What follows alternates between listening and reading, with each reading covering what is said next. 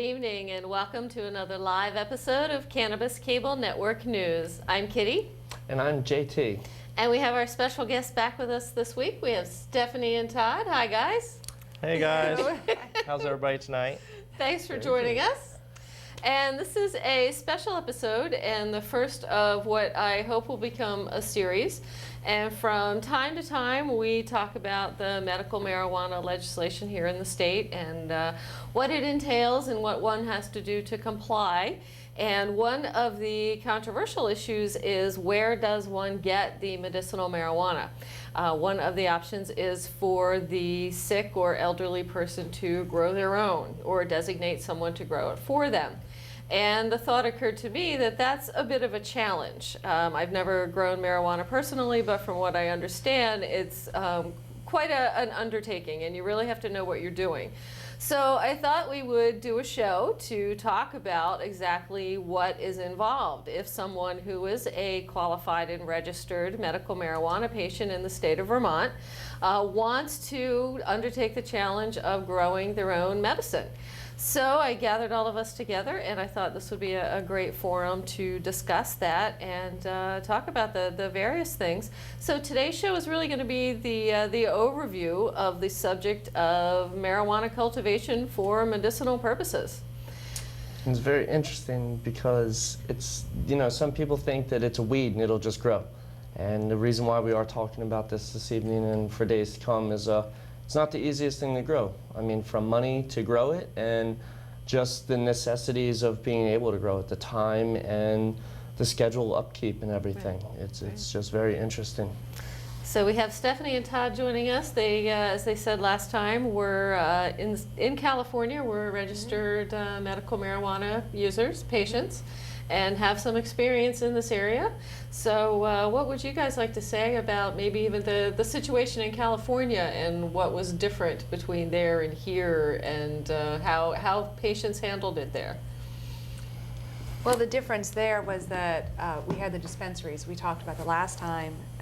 So being patients, we didn't have to worry about the cultivation of cannabis. But here in Vermont, since we don't have the dispensaries, there's really no other way to do it legitimately than to grow your own.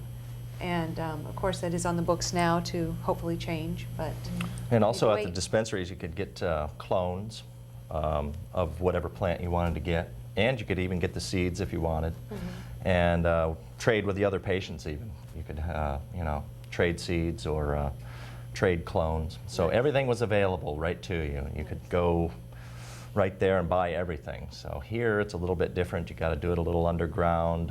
You got to have the space to grow inside or outside. If you have a little garden space, if you live out in the country, you could probably do, your supply for a while anyway. Keep for the winter. If you have a little greenhouse. Got to watch the helicopters. Yeah, though. the helicopters and the theft. And that you have to stay within the regulations of limits. 3 plants. Yeah. The legal limit is 1 budding. Is that correct? 1 budding plant and 2 juveniles. For Vermont. Right. Yes. So, and I guess we're just going to talk So about it's how not this. And also seeds, like you were just saying. You can't find clones or anything like that in Vermont. And seeds, unfortunately, one of the major suppliers of seeds may be going down, once again, from the U.S. Federal Marshals as usual.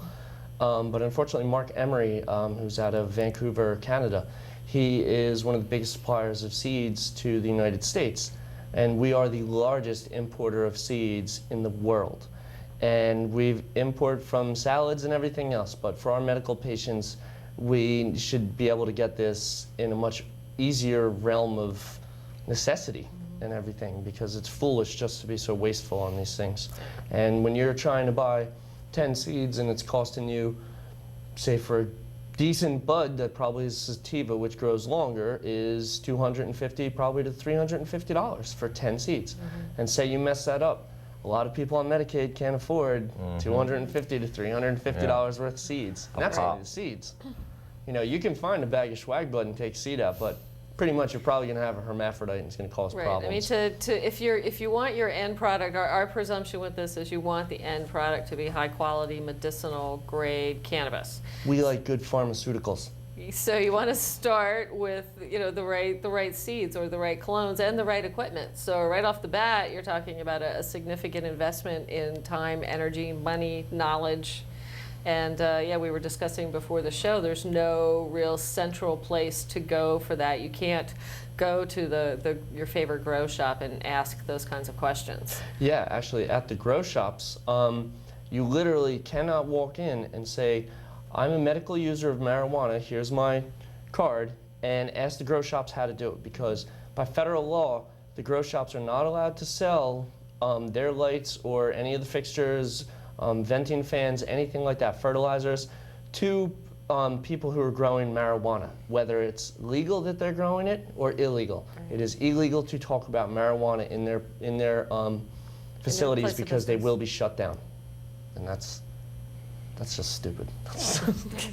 I even found that to be in the pipe shops around here. Mm-hmm. Well, those are only for tobacco. They don't sell. They don't sell. Right. Yeah, they really. So to get the information, you have to turn to a liar. You have to turn to the books I see here, like the Closet Cultivator. Yeah. But there are lots of places to get seeds off the internet. There's many retail sales of seeds, all different kinds of seeds, all different kinds of breeders are available. It is a little tricky, a little dangerous to probably do it through the mail, but it's usually pretty safe and discreet. So. Well, you can use international money orders. From what I've read in the books, I've actually never ordered anything like that. But supposedly international money orders is the only thing they can use. You can use your credit card if you want, but I wouldn't.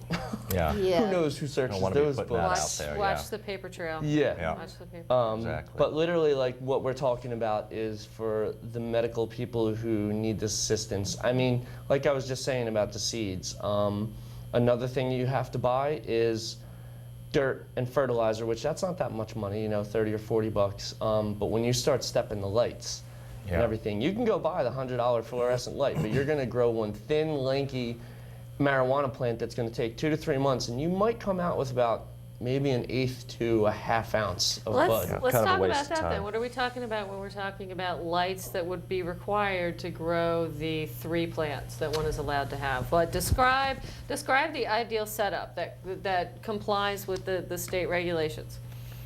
Well, Todd, you could start out, you know, I mean, you know a lot about lights. And the book you're reading, tell us about the reference book. The book that I'm reading is called Closet Cultivation, written by Ed Rosenthal. It's a real good book. It gives a lot of different techniques, a lot of different ideas on way to grow marijuana. That's also another thing that is slightly confusing, because if you're not a very good reader, reading some of these items and all can be very confusing to you. Right. A lot of us learn from hands-on training. And reading these books, it literally says in the introduction that read it over and over again, literally, is what it says in this book to learn how to grow marijuana. Your technique down. But like what we were talking about just a second ago are the lights, which there are fluorescence. And fluorescence is good for the vegetative stage or the beginning seedling stage of the plants. And that also. would be required for the 2 juvenile to plants get them going, yeah. that you're allowed to have. Okay. You probably want to get 2 rooms going too. One to do your starters or your vegetative stage, as they call it, and another little chamber for your flowering chamber, which requires high-powered, high-intensity discharge lights, sodium lights. Which, So first of all, you need to understand the different growing stages. So there's the initial research stage is not just going to be how to grow, but understanding the whole process and the various phases and when they need to be separated, and because there's different amounts of attention and different types of attention that need to be paid to the plants throughout their life cycle, their growth cycle. Yes. especially if you're going from seed too, that's tricky. There you go. Yes, So because you're- literally in the quote-unquote vegging stage, which is you go from the seedling to the veg stage to the flowering stage to manicuring, which is the finished stage. And the vegetative stage, that requires actually a different color of light spectrum than the flowering stage. More blues. The light spectrums actually go from a yellow to like a blue to a red. And under the vegetative stage, the metal halide light, which is for a 250 watt light, you're probably looking at about $300, $325 for one light. But the metal halide lamp puts out a white light that looks slightly bluish, but it's the white and the bluish that give kind of the yellow, so that's what that needs for the vegetative stage for the photosynthesis changing throughout it. And another thing that you have to watch is how high it gets and how tall it gets. Then you step to the flowering stage. And that's another thing that can be kind of odd, is just, and when you do put it into flower, it'll jump up. Yeah, it'll, almost I mean, 3 times its size. You have to, in this book it literally says that you should do a drawing and a diagram of what you're trying to build and everything like that. You almost have to be an architectural person as well as a horticulturist and as well as a person who has money. And usually, unfortunately, if we're that sick, that's a hard thing for us to be able to step to. And a lot of us, sometimes we become very desolate and by ourselves in those situations, and we don't have family and stuff to help. For those who are thinking like, well, I got this buddy and this buddy, but you know what, sometimes it doesn't come out like that. And that's when we need help from either our friends or our government, which usually people step to our friends because it's hard to get it the other direction. So, it'd be a good idea to probably get some books if you want to get going on this and start studying your stuff and figuring out where you're going to do it and how big you want to get it. I guess it's only, what, 3 plants, so you can't get, probably wouldn't have too big of lights anyway, too big of a setup anyway, so it's pretty safe. It's interesting because, you know, a seedling, you could start a seedling, say that takes probably, probably 15 to 20 days until that is reaching the height to where you could put it to the vegetation. And then if you want to grow a plant, say a finishing point is 4 to 5 feet high, you grow that other vegetative plant to about 2 feet high. And then if it's a sativa, it takes so many days in the flowering stage that sometimes you're almost overrunning yourself on the situations of it and all. It's a long process thing to learn, because if you have to put 4 months into one plant to become finished, that's 4 months without a medicine or you know, your pharmaceutical need. And we have, you know, if we were growing this on a more regular basis, like they're trying to push for the H390 Act of decriminalization, it would be just a more logical way to go. But we don't even have a governor that signs for our medical thing. He just stares at it and lets it go the 5 days. So it's something that we have to start talking about, people, because with our problems in our economy and everything, you can keep talking to your friends, but we got to step up and do something else. We got to figure this out. Let's take a little break and watch some skateboarding, and we'll come back and take your calls. Yep, this is from Baker 3, Dustin Dolan film, real new school, so check it out.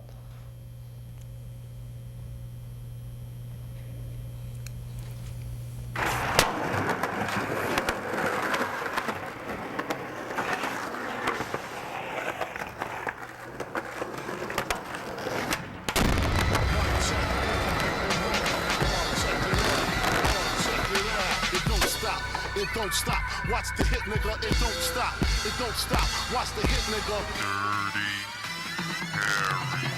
Big Papa, throwing niggas off of cliffs, smoking spliffs. Disappear with my bitch in a Mitsubishi Eclipse. Read my lips, I kill you. Blood is spilled too. Did I say thank you? I grant you 3 wishes, cause I be the genie. Niggas is ass out like fat bitches in bikinis. Read between the lines, see what I see. I see the diary of a sick bastard. Junior Mafia blaster. Rugers on the hips, bought coke to flip chips, or bullets to fill clips. Check it. Putting coke in corner store bodegas. In the back room playing Sega. Street Fighter 2, I'm inviting you. Get your writing crew, and they dopest rhymes. I get up in that ass every time. Lyrically, I'm untouchable, uncrushable. Getting mad running in a 600 Benz. Ask your friends who's the illest. Licking shots, niggas screaming Biggie Smalls tried to kill us. It don't stop, it don't stop. Watch